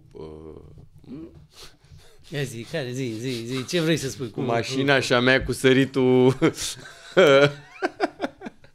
Am povestit lucruri interesante în podcast. Da, și a început timid, așa, parcă nu da, voia. Mi se pare foarte mișto că să vii și să spui niște chestii despre tine care poate nu te scoată așa la momentul când ajungi să spui asta, înseamnă că ai venit, ai relaxat și scoți din tine niște chestii normale, adică până la urmă care e faza? Ce ține de atmosferă și de...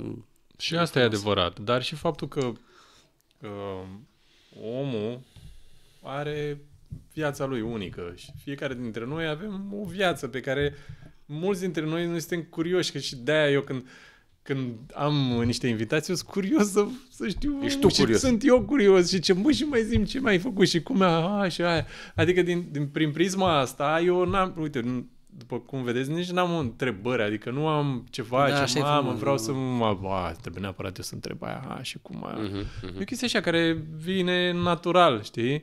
Și e curiozitatea mea până la urmă, că mie îmi plac oamenii și eu sunt curios așa de viețile lor și sunt fascinat de fiecare poveste a fiecărui om care vine aici la... Și asta de fapt ajută, pentru că curiozitatea ta fiind adevărată o declanșează pe acelor care posibil, te urmăresc și așa mai departe. Mai ales că există percepția asta la oamenii, mă rog, le zic de rând, că nu sunt de rând, dar în comparație cu actorii, știi? Civile, așa le zice Albulescu. Civile.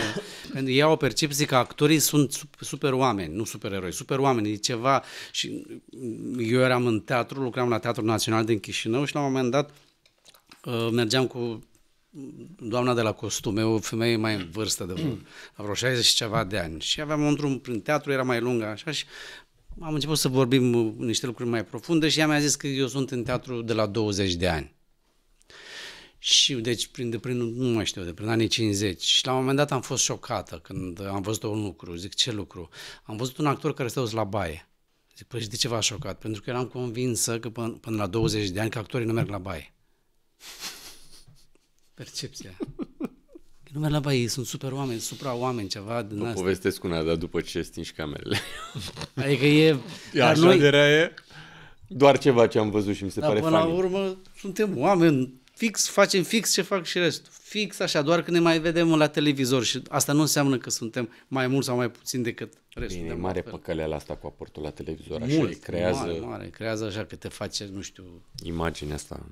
dar suntem la fel, fix la fel. De multe ori mult mai mici decât ei care se uită. Pentru că pentru mine întotdeauna a fost o problemă când lumea se închină la actori ca la Sfintele Moaște la unii și chirurgii care stau câte 8-9 ore în operație și operează la nerv deschis, nu sunt percepuți așa. Așa e. Adică aici e o păcăleală și nu mi se pare 40 corect. de duble și ăla săracul a stat cu... A salvat 40 de vieți în săptămâna aia. Adică e aici sau ăla care stă și lucrează, nu știu, ca să ne facă nouă. Asta înseamnă simțul realității. Da, adică e clar. Adică E simțul realității, pentru că sunt mulți care o iau pe... e firesc și asta. Na, pe arătură și... Intrăm am în mai luat-o discuția și noi. asta. Ia zi, Dragoș, cum a fost prima oară când ți-ai luat figuri în cap? Nu, figuri în sensul ăsta, nu să știu că nu mi-am luat niciodată. În schimb, s-a întâmplat să am pe set niște, nu știu dacă atitudini, dar niște reacții total nepotrivite, care, mai ales scoase din context, cred că au dat foarte nasol. Adică dacă s-a întâmplat să treacă cineva pe acolo în timp ce eu am avut o reacție de asta... A zis, mamă, ce figură are Dragoș. Da, da. Deci dificil ca om? Nu. Ca actor. Ca actor. Ca profesionist vreau. Nu. Partener bun. Aia e cel mai partener bun, important. Da. Nu, și mai greu e până se semnează contract. După ce se semnează, totul merge ca uns. Vezi contabilul? Da. Din el... Deci la noi, să zic eu, hai în afacere, hai în business. El e cu hârtiile. Eu n-am... Așa e, te rog, te uiți tu și având toată încrederea, mă rog, el acum râde, dar eu am încredere în continuare. Și casa aia, cum crezi că a făcut-o la țară? De suntem noi parteneri. A făcut, mai faci o casă la țară. Dar știi că noi avem o chestie, că bă, e foarte important să te trezești dimineața sau înainte de culcare, să te duci să te uiți în oglindă și să te uiți normal la tine, știi? Păi să te uiți în oglindă și să nu... Tu cu tine când ești, știi? Să nu... Și cum ești tu cu tine când te uiți în Mă uit fără probleme. Mă rog, câteodată mai... Așa, dar mă uit, în majoritatea cazurilor mă uit fără probleme. N-am o... Bine. Dar de unde ai luat deprinderea asta? Ochelari. Nu, că văd și fără când mă uit în oglindă la mine, că omul se vede... Știi că cel mai dorit cuvânt e numele, cică. Da, se zică pe nume. Cel mai dorit cuvânt a unui om este numele lui. Își Nu dorește să știam pe asta. Așa că mă văd în oglindă și fără ochelari. Dar mă uit fără probleme. Mă rog, e posibil să mai dau cu toată așa capul într-o parte, cum mă cheamă pisica, dar mă uit. Dacă ar fi să se întâmple acum cel mai mare vis actoricesc, care ar fi? Eu să fac a doilea film, ca regizor. Pentru că îmi place scenariul pe care l-am scris. Ai luat, nu? Cum? Ai luat. Nu. Acum nu, dar trebuie pregătire trebuie. Îmi doresc mult să-l fac, acel film. Mi se pare... Dar nu că o să iasă și o să mă bucur că a ieșit filmul. Nu, eu, dăruirea mea sau munca mea la el, un an jumate că durează pregătirea, filmarea, postproducția, o să-mi facă, chiar dacă probabil o să slăbesc, o să transpir, o să mă enervez așa, dar o să-mi fac interior plăcere. Pentru că îmi place să povestesc ca chestia aia prin imagine și o să mă dedic. Dedicarea aici cred că e foarte importantă. Dacă te dedici corect și cinstit, te bucuri și tu și ăla care e lângă tine. Dar e la a treia oară când ziceți cuvântul ăsta, cinstit. E ceva ce vă definește pe amândoi. Sau e o chestie de actorie? Nu cred că e de actorie. Dar eu ți-am zis de oglindă, mă uit în oglindă. Depinde foarte mult de background-ul familiei, știi? Că amândoi venim din familii de oameni simpli, așa, adică și nu o spun ca să fiu un populist de la de actorul din popor. Nu, dar oameni ai mei pentru totdeauna a fost... Taică nu suporta să aibă datorii.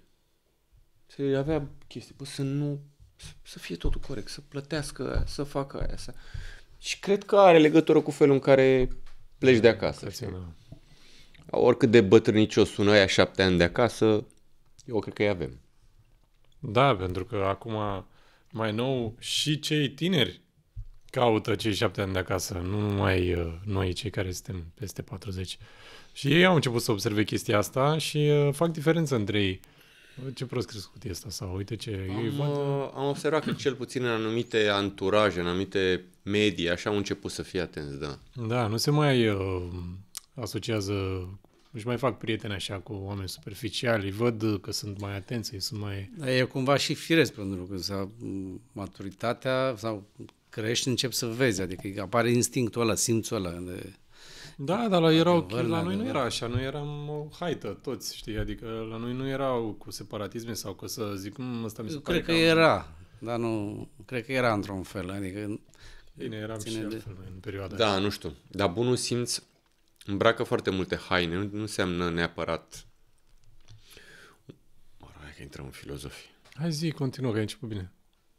Mă gândeam la gașca mea, noi am fost vreo 5-6 în gașcă în liceu și niciunul nu poți să zici că era un băiat super cult sau super bogat sau super... Dar toți aveam un anume tip de bun simț. Deși, repet, eram destul de... știu care e cuvântul rebeli, nebuni. Da, hai să zicem, era perioada aia după Revoluție în care totul era exagerat, știi? Dar n-a lipsit niciodată bunul simț. Eu cred că vine de acasă asta. Eu cred că de acasă vine. Plus că posibil și oamenii când se adună, ei se adună pe unele lucruri. Asta vreau să zic, că de fapt s-a creat într-un fel gașca, știi? Și cred că fiecare gașcă se crea la fel. Da, fiecare ce are nevoie de celălalt și... După parcursul vieții întâlnești mulți oameni, dar nu cu toți rămâi. Dar cu unii, de ce rămâi? Nu știu, rămâi pentru că ceva e acolo, se creează o poate mai trebuie crescut unul alături de celălalt. Da, și asta contează. Mai înveți, poți să crești împreună. Dar să știi că, uite, și la vârsta așa mai adultă, să zic, poți să întâlnești pe cineva în care să simți că, bă, el e în aceeași zonă cu tine, știi, și simți. Mie mi s-a întâmplat așa. Da, am un prieten cu un tip care gândește cumva la fel sau nu știu, chiar dacă e diferit, da, e... Adică se vede că te ascultă, mă înțelegi? Pentru mine și asta contează. Când vorbești, el te ascultă. Atât de mult contează asta, să vezi cum te ascultă. Și atunci îți vine să-i spui cinstit și în același timp îl asculți. Oricum noi, la ce viteză e acum totul în jurul nostru... Are o secundă jumătate. Cine? Totul în jurul nostru. Eu cred că... Cum face așa? Am un amic, la un moment dat stătea pe telefon și făcea așa, și era pe TikTok și se uita la niște chestii și făcea așa, știi? Și zic, stai mă puțin, stai, de ce faci așa tot? Am văzut, ce ai văzut? Când doar începea și îți dădea seama, adică nu mai avea răbdare, știi? Și nu era puști. E totul se consumă foarte repede. Așa că să stea cineva o oră jumate la film, nene... Da, nu, mare lucru. La încă 2 lozuri. E recomandat să vedem 2 lozuri încă o dată, înainte să-l vedem pe ăsta al doilea? Sau? Bă, eu cred că da. Că noi de obicei mai facem chestia asta, ne uităm la partea întâi încă o dată. Te încălzește, știi? Te încălzește și vii încălzit. Povestea nu are nevoie de povestea primului film. Adică poți să-l vezi. În schimb, îți aduci din nou aproape personajele. Nu personajele, nu subiectul, personajele așa și naivitatea de care știi zicea... Știi că când te uiți la un serial, la un moment dat la episodul 4-5, deja te obișnuiești cu personajul principal, deja el devine un fel de rudă, știi, în jurul tău. Așa dacă te uiți la Sile, Pompiliu, la Dinel, că așa ne cheamă în film, te uiți o oră jumate, ești cu ei, pentru că filmul l-ai și văzut, râde lumea, ești cu ei, te încălzești și te duci să vezi următoarea lor aventură, care e la fel de așa naivă, dar frumoasă. Aveți emoții cu puștii din ziua de azi? Referitor la film sau vă bazați pe Nu știu ce să zic, publicul sincer. 30 plus? Păi noi am făcut acest videoclip cu Mario Fresh ca să atragem și publicul care când a ieșit Două lozuri 2 în 2016 aveau, nu știu, 12-13 ani și nu veneau la film. Da, nu știu ce să zic. Fiecare are propriile repere, inclusiv în zona asta și eu nu cunosc foarte mulți puști. În schimb, Sofia zice că Două lozuri 1 e filmul ei preferat și ea vede filme, multe, adică nu vede, habar n-am, Twilight și atât. A văzut Twilight când avea 13 ani, dar vede filme. Și faptul că ea spune că Două lozuri 1 e filmul ei preferat și au văzut toți copiii mei Două lozuri 2 și Cadril a văzut, nu știu că ți-am zis. Nu mi-ai zis, nu. Și au stat, au râs, au înțeles, au distrat bine. Că a fost un moment de ăla în care au stat pe canapea și s-au uitat toți, nu era finalizat. Asta pentru mine înseamnă ceva. Deci are trebuie și pentru generația asta. Dar nu știu cum e generația ca halcă mare așa. Rămâne de văzut. Nu, dar uite, o să-l vedeți și o să vă dați seama că puteți să-l arătați și... Eu mă îndoiesc că va avea succesul pe care l-a avut Team Building sau Miami Beach în rândul tinerilor. În rândul celor de 25-28 plus, cred că va fi mai bine primit. Dar în rândul tinerilor mă îndoiesc. Am îndoielile mele. Da, probabil subiectul și... Da, nu, cu subiectul e foarte... Sunt trei naivi care descoperă criptomoneda. Adică și după aia încearcă să facă tot felul de chestii. Clar.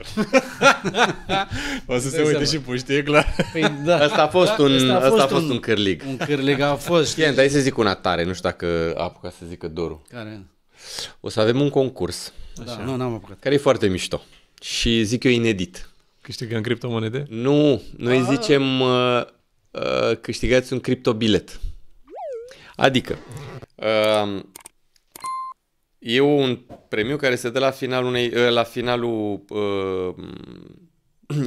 e un premiu care se dă la o lună după ce se câștigă, după ce mai începe încolo, filmul. dacă filmul mai stă în cinema. Și valoarea premiului va crește în funcție de câți oameni vin la cinema. Adică, practic, spectatorii minează acest criptobilet. Da. Și e un prag, e o cotă de 0,03 euro pe spectator, dar dacă depășește pragul de 1 milion pe care l-a făcut cel mai mare film, cel mai bine vândut film românesc, premiul ajunge automat 100.000 de euro. Adică mi se pare așa o cioacă bună. Bă, vii la film, minezi pentru premiu pe care poți să-l câștigi tu. Dar fii atent, că în timpul ăsta îți scazi și șansele de a-l câștiga, că vin mai mulți. Vin mai mulți, da. Adică ne-am gândit de ce să nu dăm 100.000 de euro dacă intră 1 milion. Că avem de unde să... Am zis că dacă noi facem bani, de ce să nu dăm și la spectatorului. Plus că pe lângă asta dăm și o Dacie din 1980, tot.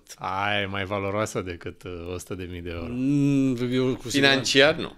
Nu, dar valoare pentru noi ăștia care am condus. Aia da. Dacă e și ca lumea. 100.000 de euro ții vreo 15 Dacie. Și mai avem un premiu care mi se pare extrem de haios și mișto. Noi o să dăm un premiu hârtie igienică pentru 1 an de zile. Nu știu cum să calculăm. Nu știu cum se calculă, că nu ne-am hotărât. Vezi că s-ar putea să fie mai mult de 100.000 de euro. Vezi că acum dai și tu din casă. Noi suntem școală. Gen, știi? Și vine, au câștigat școala. Nu avem, nu știu. Sau liceul, nu știu care, din ce oraș. Și dai și plătești de hârtie igienică. Nu, o să fie în regulament o valoare, ceva. Nu știu dacă ai sponsor. Dar la un moment dat dar noi avem Dacia asta, avem un card de la BT cu 5.000 de lei, avem hârtie igienică pentru 1 an, avem un seif ca cel pe care o să-l avem expus în cinema și un stick cu niște criptomonede. Asta pe lângă premiul ăla de, sper eu, să ajungă la 100.000 de euro. Doamne, îți dai seama, o să dăm fără probleme 100.000 de euro. Așa, să le dai unui om care a cumpărat un bilet. Da, cu drag, îți dai seama. Eu m-aș bucura foarte mult, pentru că dacă dau 100.000 de euro, înseamnă că am făcut și noi suficient cât să dăm 100.000 de euro, știi? Da, e tare asta. Vezi, cârlige de marketing. Da. E adevărat, dar și de uman cumva, că până acum nu prea am văzut cineva că avem suflet mare, asta vrea să spun. Da. Pentru că de acolo venim. Hai că nu vă mai țin, că bipă e de ceva timp și cred că trebuie să ajungi. Cred că expiră, nu, cred că expiră gata. Deja, știi? Da, deja nu mai e. Obicei am la mine, dar mi-a expirat și senzorul și pompa. Păi zic să sincronizare. te lăsăm să mergi, nu? Să... Mersi pentru... Mersi pentru invitație. Ne-am simțit foarte relaxați. Eu mă bucur că ați venit, pentru că nu știu de cât aveam noi ocazia să stăm așa de vorbă și să povestim tot felul de chestii. Asta e foarte... Eu nu... mai filmezi? Da, încă se filmează, da. Eu nu merg la castinguri. Acum am mers cu lansarea filmului. La podcasturi, adică? Nu, și la ce am zis? La castinguri. Are casting. I s-a terminat insulina. A venit, am înțeles că a venit de promovare. Păi da, nu, îți zic, eu nu prea merg la podcasturi. Adică... Și cu ocazia asta am fost și la Andy. Bine, la Andy ai mai fost și cu emisiunea, pentru că era, Da. atunci ați fost E așa, na. Dar n-ai fost tu. N-ai fost tu, da. N-ai fost tu așa, true, cum ești tu. Nu. Adică să... Apreciez, mă bucur mult că ați venit. Mersi frumos că ne-ai invitat. Cu mare drag și sper să vă meargă din plin, să dați 100 de mii și să vedem și numărul 3. Sunt două variante, cum vrei. Putem să vă invităm pe amândoi la premieră, dar nu aveți șansă să câștigați sau vă luați bilete? Nu, ne luăm bilet, eu vreau să câștig. Bine, mai există și varianta să vă luați bilet la premieră. Nu, dar noi suntem 5-6 cu Bona. Și mai bine, că îți cresc șansele. Ok, și pe mama 7. Îți cresc șansele. Păi tu crezi că eu sunt machidon și eu sunt contabil și eu pe interiorul meu așa. Da, vezi că 100.000 la final... Nu e problemă, că plătesc impozit. Mie îmi place să plătesc impozit. Auzi, de acolo plăteam noi impozitul sau plătește la Nu, plătește omul impozitul, ca la orice premiu, da. Și impozitul pe premii e 40%, parcă, sau nu știu câte. Nu, că e mai mic, am vorbit cu... Făceau... Da, nu e 40. La câștiguri de serios, câștiguri din premii și jocuri de noroc, vezi că era 40%. Nu e același lucru. Nu intră în categoria jocurilor de noroc. E... se numește într-un fel. Am înțeles. Ne documentăm, vedem, cumpărați. Eu o să iau 10 bilete ca să fiu sigur. Bun. Să fie treaba, ca să... Că poate câștiga aia cu criptomonede, nu știu. Mie îmi place să câștig. Am câștigat odată o excursie într-o... Cum ar fi? Cum ar fi să câștig? Jorge, să câștigi asta? Eu aș fi fericit. 100.000 îmi fac film. Dar fii atent. Știi că eu am dat Dacia, noi dăm Dacia premiu la un moment dat și eu am cumpărat-o prin Tecuș, nu știu pe unde, de la un tip care avea un service. Și am venit, am luat Dacia, am vorbit cu el, așa, poți să ajungi la București fără nicio problemă, eu Dacia e foarte ok, foarte așa. Și zice, dar de ce o iei? Adică, nu știu, zic, o dau premiu. Cum adică o dai premiu? Păi eu dau premiu. Cui? Zic, celui care va câștiga. Dar cum se câștigă? Păi cumperi bilet la film, la încă 2 loturi și e posibil să câștigi la tombolă. S-a uitat lung la mine și a zis, eu cred că o să duc toată familia mea și a soției mele și vrea să-și ia Dacia înapoi. Vreau să-mi iau Dacia înapoi. Poate o câștigă înapoi. Vezi, oamenii vor să câștige, că asta e un sentiment foarte tare să câștigi. Mai e ceva, eu am venit cu Dacia acum, am filmat ceva astăzi cu ea. Băi, îți fac oamenii cu mâna. Ce tare. Bine, fratele meu, bine, deși recunoaște. Nu, de Dacie. Nu, de Dacie. Asta nu-l vad de Dacie. Vin lângă tine, te claxonează, deci nu te văd, te claxonează înainte. E nostalgia asta față de... Nostalgia nimeni nu-și ia. Păi dar n-ai cum să... E complicat. Vara poți să mergi. Noi amândoi avem mașini de epocă. Dar nu tot timpul putem să ne plimbăm cu ele. Că, e o problemă. Eu la un moment dat eram să iau pe capotă, am pus frână bruscă și s-a dus. Da, te duci, se patinează. Da, nici eu n-am pe. Da, n-are... Îți dai seama, toți senzorii ăștia și de... Te obișnuiești acum, Da, mai bine safety decât... Să mănânca niște bărbați fără airbag-uri. Capul în gură, cum e. Ți-a intrat airbag-ul direct din prima. Așa mai au ăștia pe Dacia în spate. Murincă bărbații fără airbag-uri. Dragilor, mă bucur că ați venit la podcast. Ne vedem în curând. Mă îmbrățișez cu drag. Dragilor, și ce aveți de făcut? Share, like, subscribe, trimiteți-le prietenilor. Capul sus, nasul jos. Vă pup.